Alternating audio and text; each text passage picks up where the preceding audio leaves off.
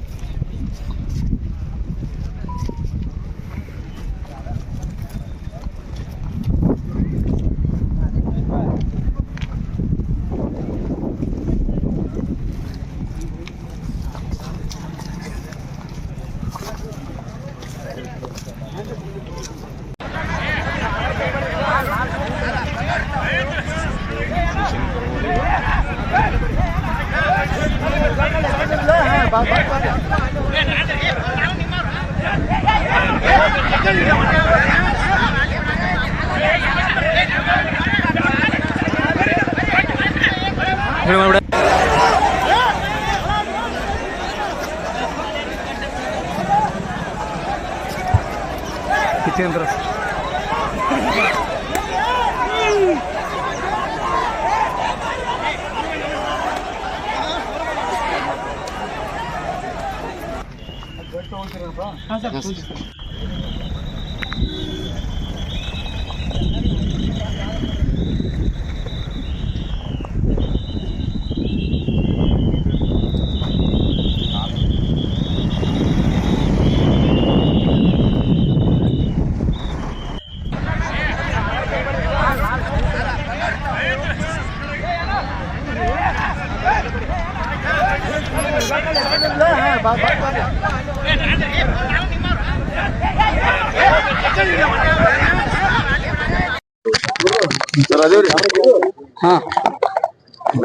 Sir ಹೇಳಿ.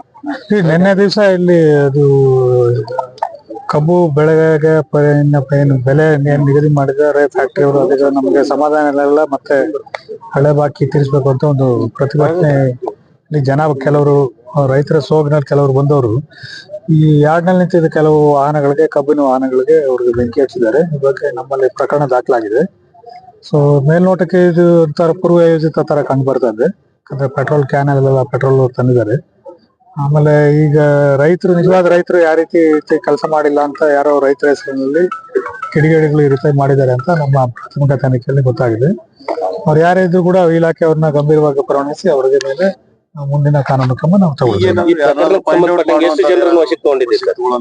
ಇನ್ನ ಇದುವರೆಗೆ ನಿನ್ನೆವರೆಗೆ ಸಾಯಂಕಾಲ 7 ಗಂಟೆವರೆಗೆ ಇದು ಆರಿಸೋದು ಎಲ್ಲ ಮುಗಿದಿದೆ. ಈಗ ತನಿಖೆ ಇನ್ನ ಸ್ಟಾರ್ಟ್ ಆಗಿದೆ. ನಮ್ಮ CPI ಮುದೋಳ್ ಅವರು ತನಿಖೆ ಮಾಡ್ತಾ ಇದ್ದಾರೆ. ಯಾರು ನಿಜವಾಗಿ ಮಾಡಿದರೆ ಅವ್ರನ್ನ ಮಾತ್ರ ನಾವು ಅವ್ರಿಗೆ ಗುರುತು ಮಾಡಿ ಸಾಕ್ಷಿ ಆಧಾರದ ಮೇಲೆ ಅವ್ರ ಮೇಲೆ ಮುಂದಿನ ಕ್ರಮ ತಗೊಳ್ತೀವಿ. ಸಾಕಷ್ಟು ರೈತರು ಒಳಗಡೆನೆ ಇದ್ರು ಆಲ್ರೆಡಿ.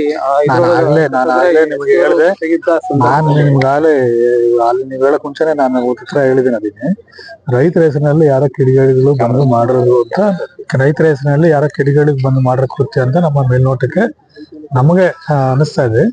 ಪೂರ್ತಿ ತನಿಖೆ ಆದ್ಮೇಲೆ ಇದ್ರ ಬಗ್ಗೆ ಸತ್ಯಾಸತ್ಯತೆ ಎಲ್ಲ ಕಂಡು ಬರ್ತದೆ. ಪ್ರಕರಣದಲ್ಲಿ ASP ಅವರಿಗೆ ಕಾಲು ಮುರಿದಿದೆ. ಅವ್ರಿಗೆ ಹೆಚ್ಚಿನ ಚಿಕಿತ್ಸೆ ಇಲಾಖೆ ಪೂರ್ತಿ ಅವ್ರದ್ದು ಚಿಕಿತ್ಸೆ ವೆಚ್ಚವನ್ನೆಲ್ಲ ಭರಿಸಲಿದೆ. ಅವ್ರಿಗೇನು ಮುಂದೆ ಮೆಡಿಕಲ್ ಸೌಲಭ್ಯ ಇದೆ ಎಲ್ಲ ಕೊಡ್ತೀವಿ ನಾವು.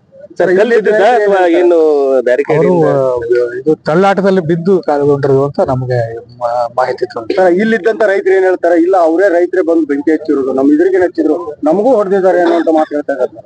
ನೋಡ್ಬೋದು, ನಾವು ಇನ್ನ ಘಟನೆ ಆಗಿನ್ನ 24 ಗಂಟೆನೂ ಆಗಿಲ್ಲ. ಹಂಗಾಗಿ ನಾವು ಇದ್ರ ಬಗ್ಗೆ ಅಂತಿಮ ಅಭಿಪ್ರಾಯವಂತ ನಾವು ಯಾವ್ದನ್ನ ಕೊಡಕ್ ಆಗುದಿಲ್ಲ.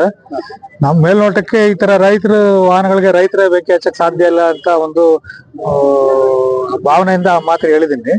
ಬಟ್ ಯಾರು ಕಿಡಿಗೇಡಿಗಳಿದ್ದಾರೆ, ಅವ್ರು ಯಾರು ಬೆಂಕಿ ಹಚ್ಚಿದ್ದಾರೆ ಅವ್ರಿಗೆ ಮಾತ್ರ ಬಿಡುದಿಲ್ಲ. ಇಲಾಖೆ ಯಾರಿದ್ರು ಅವ್ರಿಗೆ ಮುಂದಿನ ದಿನಗಳಲ್ಲಿ ಕಠಿಣ ಕಾನೂನು ಕ್ರಮ ತಗೊಳ್ತೀವಿ.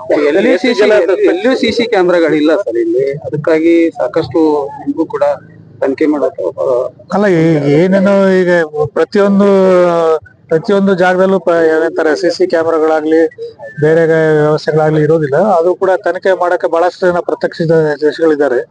ಅವು ಮತ್ತೆ ಅವ್ರನ್ನ ನೋಡಿ ಅವ್ರ ಹೇಳಿಕೆಗಳು ಮಾಡ್ಕೊಂಡು ಮುಂದಿನ ಕ್ರಮ ತಗೊಳ್ತೀವಿ ನಾವು. ಪರಿಸ್ಥಿತಿ ನಿಯಂತ್ರಣಕ್ಕೆ ತಗೊಂಬಂದ್ರು ಸರ್. ಆದ್ರೆ ಸ್ವಲ್ಪ ಯಾರ್ಯಾರು ಇದಾರೆ ಅವ್ರಿಗೆ ಗುರುತು ಮಾಡೋ ಪ್ರಕ್ರಿಯೆ ಸ್ಟಾರ್ಟ್ ಮಾಡಿದ್ದಾರೆ.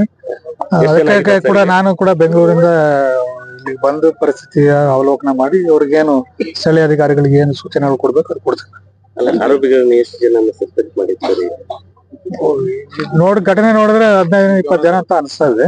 ಮುಂದೆ ಎಷ್ಟು ಜನ ತನಿಖೆಯಲ್ಲಿ ಎಷ್ಟು ಜನ ಇದಾರೆ ಎಲ್ಲರಿಗೂ ನಾವು ಹಿಡಿದೀವಿ. ಜಾರಿ ಮಾಡಿದ್ರು ಸಾಕಷ್ಟು ರೈತರು ಸೇರ್ತಾ ಸೇರ್ತಾ ಅಂತ ನಮ್ಮ IG ಅವ್ರು ಹೇಳ್ತಾರೆ. ಅಲ್ಲ IG ಅವರು ಹೇಳ್ತಾ ಇದಾರೆ ಅದ್ರ ಬಗ್ಗೆ. ನೆಕ್ಸ್ಟ್